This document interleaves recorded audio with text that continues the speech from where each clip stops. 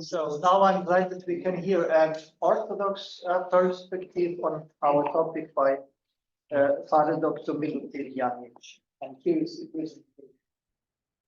Good afternoon, everybody, and it's really a big pleasure and joy to be here today with all of you, and especially thanks to my dear colleague and friend, Father Thomas, for inviting me to participate in this very interesting and appealing conference and the topic to me. So actually what I'm going to do this evening, I would present a little bit about one very specific and I would say unique case of maybe the see through this perspective, even the future place of the Greek Orthodox Church as an example of uniqueness of dialogue and ties between, not just dialogue, but daily life between Catholics, Greek Catholics, and Orthodox. So actually, I will tell you about my hometown, which is actually in Prnjavor, Bosnia. So I would start my presentation with the following words that you also can read. The very presence of members of other religious communities, both Orthodox and Roman Catholics, at our liturgies, the possibility of receiving the Holy Eucharist in other churches, in churches of all three denominations they were taking, and the opportunity to be godparents at baptisms or witnesses at weddings in other church communities greatly contributes to a better relationship within the community. He was taking the city, Prnjavor, in which we live. These are the words of one of the interviews I spoke with during my recent research, which I conduct with the parishioners of the Ukrainian Greek Catholic parish in Prnjavor, a city in northwest of Bosnia and Herzegovina, with the largest Ukrainian, I have to be careful again with the word, diaspora in this area of the Balkans. You can see where it's settled. At the same time, these are the words that are unfortunately cannot be seen and or heard often in environments where the jurisdictions of the Greek Catholic, Orthodox, or Roman Catholic churches overlap. Therefore, the question arises, how is it possible that these words reflect the testimony of one's experience and context? And how does this context differ from other areas where the jurisdictions of the above-mentioned churches overlap? This year also marks the 60th anniversary of the meeting between two leaders, Archbishop of Constantinople, Athenagoras I, and Archbishop of Rome, Paul VI, which marked the beginning of the new relationship between the Eastern and Western churches. Over the past 60 years, a theological dialogue has developed, discussing various theological and ecclesiological topics. To date, there have been over 30 such meetings between Roman Catholic and Orthodox theologians, resulting in numerous statements that have been agreed upon and signed.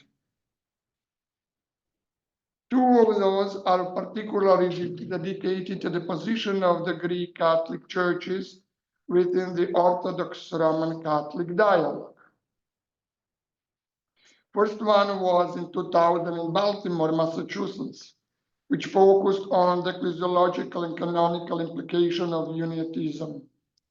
And the other in 1993, that was the first in Balamond, we already spoke about during the conference, which is particularly relevant for our lecture today. At the meeting, the agreed statement titled, as you already know, Uniatism, Method of Union of the Past and the Present Search for Full Communion. The document consists of 35 paragraphs and address the ecclesiological points of the Greek Catholic Church within the context of the new relationship between the Roman Catholics and Orthodox Christians, and suggest practical steps how to implement theory and praxis. We often observe that in the actual life of the Church, the rules once established by the certain higher clergy and a relatively narrow theological circle do not always align with the daily praxis in local communities. So the survey conducted as part of my research, I aim to determine whether and to what extent this discrepancy is noticeable between the text of this important document and the practices in a local parish. Additionally, I sought to understand how much of the statement's suggestions are reflected in the life of the parish in Prnjavor and whether they help expand the context of dialogue between the two churches. It is worth noting that none of the surveyed individuals had ever heard of the meeting in Balamand or been familiar with the text of the signed document. Not only were they unfamiliar with the text of the statement, but they also did not know much about the term ecumenical dialogue, nor were they aware of the specifics of the dialogue between the Orthodox and Roman Catholic churches. Thus, we are left to explore the paradox presented at the opening quote. Before analyzing the survey responses, it is necessary to provide some introductory remarks of the historical and ecclesiological context and to familiarize ourselves with the current position of the Ukrainian Greek Catholic parish and the Church of Transfiguration of Christ in Prnjavor in Bosnia and Herzegovina. The Greek Catholic Church has been institutionally present in the Western Balkans since 1611, when the Greek Catholic Eparchy of Marka was founded. This eparchy entered into union with the Roman Church, and it is interesting to note that its bishops were ordained at the seat of the Serbian Orthodox Patriarchate in Peć Monastery in Kosovo and Metohija, before being confirmed by the Roman Archbishop. In 1777, the seat of the diocese moved to the city of Križevci in northwestern Croatia, and the diocese became known as the Diocese of Križevci, under whose jurisdiction Greek Catholic parishes in Slovenia and Bosnia and Herzegovina also fell. Today, there are 10 Greek Catholic parishes in Bosnia and Herzegovina, and in almost all of them, the majority of parishioners belong to the Ukrainian so-called diaspora. Ukrainian Greek Catholics settled in the regions of Slavonia in Croatia and Krajina in Bosnia and Herzegovina shortly after 1878, when Bosnia and Herzegovina came under the administration of the Austro-Hungarian monarchy. This settlement was particularly strong between 1890 and 1913. So you can see how long we share the same area with our brothers and sisters from Ukraine. In 1897, the first permanent Greek Catholic priest, Father Andrei Segedi, arrived, and the first Greek Catholic parish in Prnjavor was founded in 1900. In 1912, Ukrainians built the first brick church in the parish, and it eventually became the deanery of the canonical area of the Eparchy of Križevci in Bosnia and Herzegovina. At the end of the 19th century, communities from other nations across the Austrian-Hungarian monarchy also settled in my town, including Polish people, Czechs, Slovakians, Germans, Italians. According to the 1910 census, representatives of many of the 20 different nations lived and still live in Prnjavor. In 1910, census recorded approximately 4,500 Ukrainians in the area.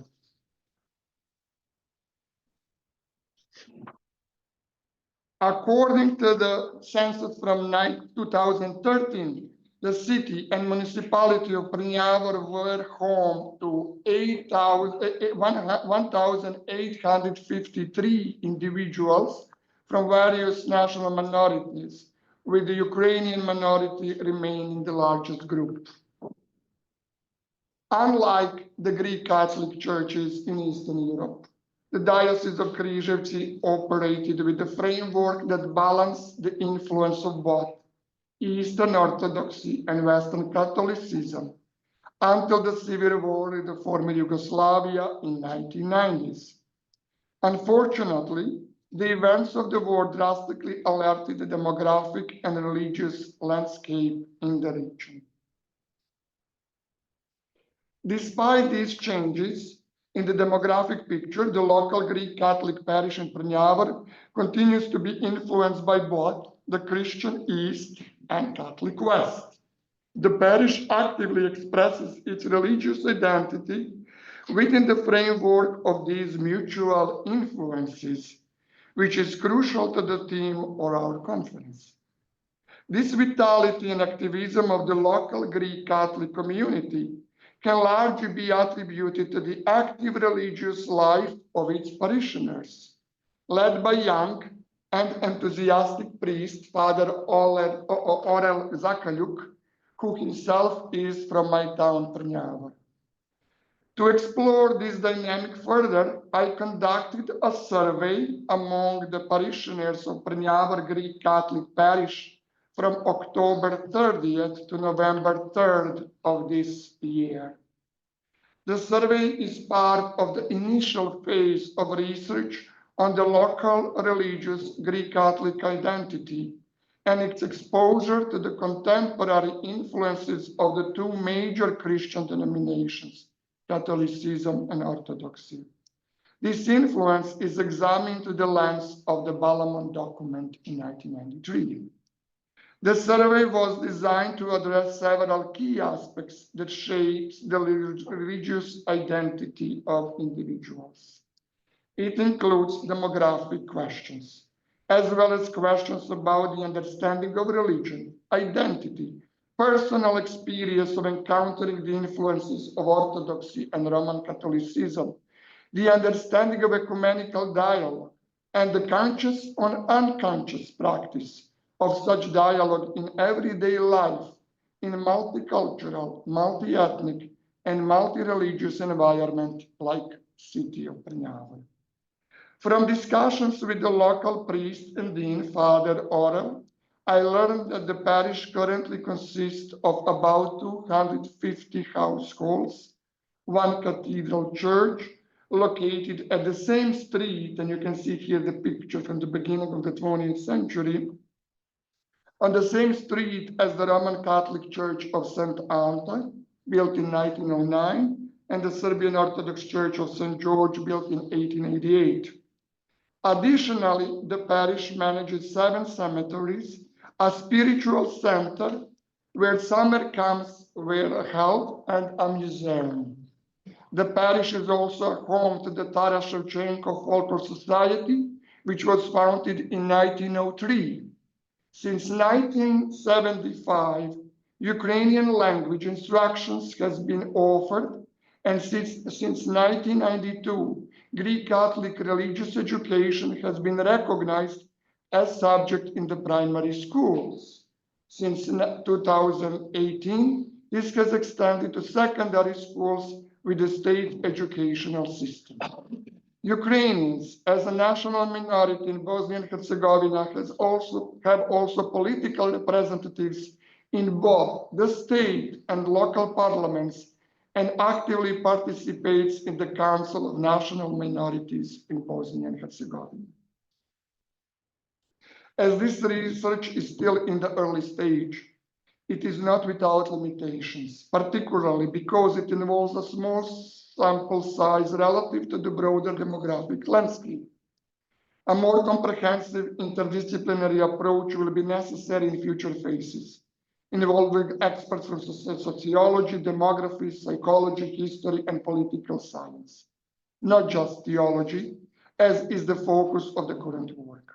However, I'm here to highlight the unique aspects of Prnjavor's Greek Catholic parish as a potential model for the future position of the Greek Catholic Church within the broader East-West dialogue, with the assumption that this uniqueness is largely shaped by the lived experience of the lay people, who are mostly free from external factors such as political pressure. 15 parishioners, all active members of the Greek Catholic parish, completed the questioning. The group consisted of 12 men and 3 women. 2 representatives were under 30, 4 were between 30 and 50, and the majority, 9 respondents, were over 50. Regarding church engagement, only 1 respondent had been an active member less than 20 years. As for liturgical attendance, 12 out of 15 attended services at least once per week. 1 attended once or twice a month. 1 attended only on major holidays, and 1 did not answer the question. The next set of questions aim to assess the parishioners' awareness of their Greek Catholic identity and the role of their faith in preserving it. At the same time, I explored how much the respondents felt their religious identity was influenced by either Orthodoxy or Roman Catholicism. Interestingly, 14 respondents rated their Greek Catholic faith as either very or very moderate important, while only 1 rated it less important. Similarly, 14 respondents expressed a strong connection to the Greek Catholic tradition, with only 1 expressing neutrality. From this, it can be inferred that most respondents possess a strong sense of Greek Catholic identity and a connection to their ecclesiastical tradition. When viewed through the lens of the Balaman document, these responses underscore the importance of preserving Greek Catholic identity and its unique ecclesial tradition. Paragraph 3 of the document asserts that Eastern Catholic churches, as part of the Catholic communion, have the right to exist and meet the spiritual needs of their faithful. The responses also suggested that this attachment to Greek Catholic identity is largely unaffected by political factors, which implies that the position of the Greek Catholic Church within the ecumenical dialogue should similarly be free from political influence, as highlighted in paragraph 11 of the Balaman document. This paragraph condemns the use of unacceptable means by civil authorities to pressure in any way Eastern Catholics. In response to the question about the influence of Orthodox or Roman Catholic practices on their faith, 6 respondents felt that both traditions influenced them equally. 5 felt no influence, 3 felt a stronger Orthodox influence, and 1 felt more influenced by the Roman Catholic tradition. Specifically, 2 respondents mentioned adopting the family Slava, patron saint celebration from the Serbian Orthodox tradition. 1 cited reading Orthodox spiritual literature, and others noted influences to family ties, mixed marriages, friendships, or attending Orthodox or Catholic services, festivals, and carnivals. 1 respondent also noted that the Roman Catholic influence on the service of their local Greek Catholic priest in the nearby Roman Catholic parish. These responses subtly align with the 1993 Balaman document, which acknowledged the complexity of pastoral activity and the need to consider local context especially in the regions with a majority Orthodox population. However, there was no indication of perceived pressure, either from the Orthodox or Roman Catholic communities, shaping respondents' Greek Catholic identity. Even those who felt a connection to another Christian tradition retained a distinct understanding of their Greek Catholic faith, free from a sense of fusion or assimilation with Orthodoxy or Roman Catholicism.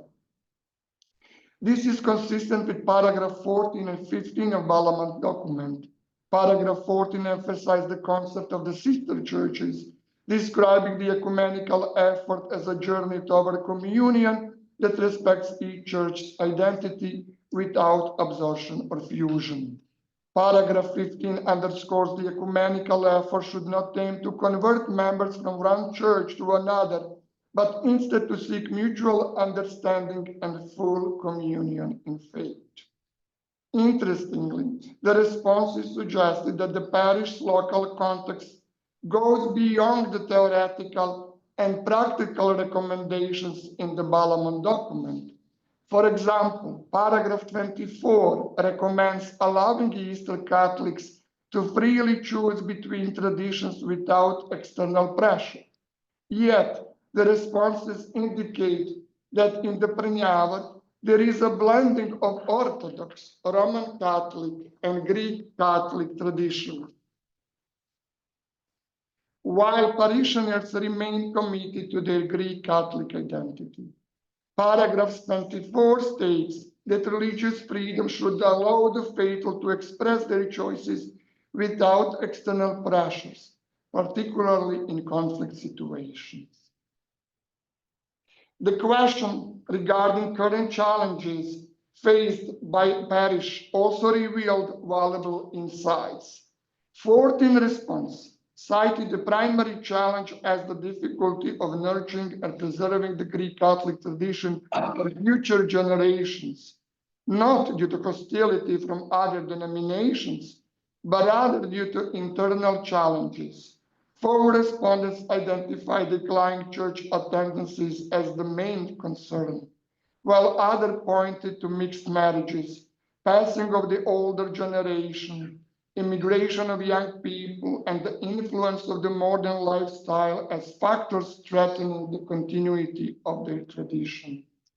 These observations align with paragraph 22 of the Balaman document, which advises Catholic pastoral efforts to focus on meeting the spiritual needs of their faithful without seeking to convert members of the Orthodox Church or vice versa. It suggests the mutual information exchange and cooperation among local church leaders can help reduce mistrust and foster collaboration. The unique nature of the Ukrainian Catholic parish in Prnjavor becomes even more evident when considering the respondents' experiences with participating in religious events outside their own tradition. Almost all respondents reported attending Orthodox or Roman Catholic services, with some even participating actively as choir members. Additionally, respondents frequently attended or even served as witnesses or godparents at baptisms, at weddings, in both Orthodox or Catholic settings. Conversely, Orthodox and Roman Catholic individuals also participated in the Greek Catholic sacraments in Prnjavor. Another noteworthy aspect is the shared use of the cemeteries and chapels by Greek Catholics, Orthodox, and Roman Catholics in the area. In some cemeteries, joint chapels serve as venues for memorial services and funerals across denominations. One very important fact is that members of the mixed Greek Catholic Orthodox families would regularly participate in services at both churches and in some cases receive communion in both. This local practice, which is not visible, can be tracked, which is not often visible, can be tracked back to the explanations given in the paragraph 6 of the Parliament document. This paragraph emphasized the internal need and call of the Church to overcome divisions, as reflected in responses the people of God lost through, expressed their understanding of ways to heal division, particularly through examples such as their willingness to participate in the sacraments of baptism, marriage, and to some extent, the Holy Eucharist in both Orthodox and Roman Catholic churches. Paragraph 6 states the divisions between the churches of the East and West has never quelled the desire for unity wished by Christ. Rather, this situation, which is contrary to the nature of the church, has been for many the occasion to become more deeply conscious of the need to achieve the unity as to be faithful to the Lord's commands. Similarly, this idea is expressed in part of the paragraph 10, especially in the soteriological eschatological approach of both churches. In order to legitimize this tendency, as it said, a source of proselytism, the Catholic Church developed a theological vision according to which she presented herself as the only one to whom salvation was entrusted. As a reaction, the Orthodox Church in turn came to accept the same vision, according to which only in her should salvation be found. To assure the salvation of the separated brethren, it even happened that Christians were rebaptized and the certain requirements of the religious freedom of persons and their acts of faith were forgotten. This perspective was known to which the period showed little sensitivity. Close quotation. As can be seen, the possibility of participation in the holy mysteries specific to this local context and situation goes beyond the Parliament document. I certainly leave it to the fullness of the Church to provide a theological assessment of this practice in a given context. However, the fact remains that it is an expression of freedom of believers of all three Christian denominations, not as anomaly, but as a desire and understanding of the need for the unity of the Church and Christians. The final session of the survey addressed the parishioners' attitude toward ecumenical dialogue, both globally and locally. Interestingly, the responses were primarily based on their personal experiences at the local level, and many were not familiar with the Parliament document, none of them actually, or with current developments in the agreement between the Orthodox and Roman Catholic churches. In this context, their answers should be interpreted accordingly. For example, regarding the strengthening of dialogue between Greek Catholics and Orthodox, 14 respondents answered positively. Only one did not give the answer. Among other topics, they suggested the dialogue should focus on the establishment of the common calendar, unity of the celebration of the major Christian holidays, joint efforts to establish and promote peace between nations based on the biblical messages of love for one's neighbor, and closer, more visible cooperation among local clergy of different denominations. Additionally, they proposed the exchange of customs to help the believers with their theological meanings. The importance of dialogue was emphasized, particularly given the similarity in ritual and theology, and to the point that some interviewees expressed hope for the imminent unification of all Christians. When asked about the Greek Catholic community contribution to ecumenical dialogue at the local level in Prnjavor, 13 respondents stated that their community contributed strongly or very strongly in this effort. They pointed to examples of the local priest relationship with representatives of other Christian communities, as well as the mutual visits between clergy and the faithful during religious holidays. Here is actually the picture. You can see Orthodox and Greek Catholic priest, and between them is the mayor of the city, who is Czech himself. So you have really unity of Prnjavor in one picture.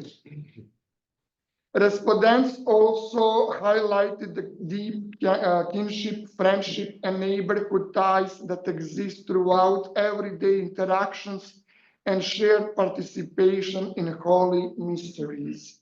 Additionally, the role of the Greek Catholic Church in Prnjavor was noticed as central, serving as a gathering place where members of the Orthodox, Roman Catholics, and Greek Catholic communities come together.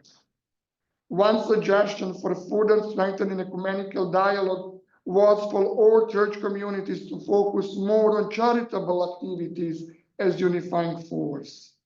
Additionally, respondents recommended that clergy become more visible in their shared call for peace and coexistence, not only with the local context, but also in the broader global arena.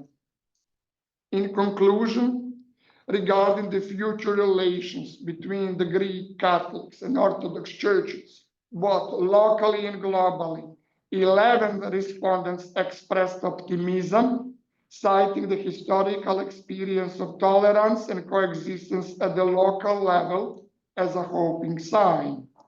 3 respondents took a natural stance, pointing to politics as the greatest obstacle to faster and deeper unification.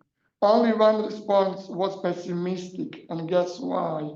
With concerns that the Greek Catholic Church might eventually merge within the Roman Catholic Church, resulting in the Latinization of the Greek Catholic tradition. Summing up the analysis of the survey conducted in the light of Balamon document, we find several key insights. 1, the distinctive tradition of the Greek Catholic Church continues to exist within the current framework, enriched by the inevitable mutual influences from both Eastern and Western Christianity. These influences are not imposed, but rather reflect the faithful's openness and willingness to incorporate them into their religious experience.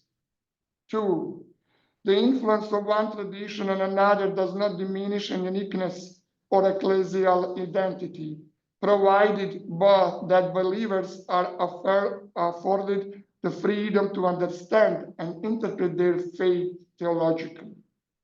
3, although the Greek Catholic Church is smaller in number compared to the Roman Catholics and Orthodox churches, it is not under threat from the larger denominations, which in practice do not seek to exert influence over its faithful. Do not forget that this is based on the local context and how those Greek Catholics living in this context see and feel it. 4, it is essential to exclude political influence in ecclesiological matters, as is the case with this local community. 5, the experience of the Greek Catholic Diocese of Križevci in the context of Austro-Hungarian Empire, especially then the Kingdom of Yugoslavia, World War II, and the post-war communist era, differs from the experience of the Greek Catholic churches in Eastern Europe. And 6, the example of the church life in Prnjavor demonstrates that the life of the local church transcends and suppresses written documents, conference discussions, council declaration, and theoretical proposals. Finally, sometimes let us hear more the voice of the Laos to Theou, since we all know that Vox Populi is Vox Dei. And at the end, I would like to show you 2 pictures. One on my left is the local bishop, His Grace Bishop Jovan of Pakrac and Slavonia, the Serbian Orthodox bishop at the head. And on the right is His Grace Bishop Milan of Križevci, the recent meeting at the Greek Catholic Cathedral in Prnjavor.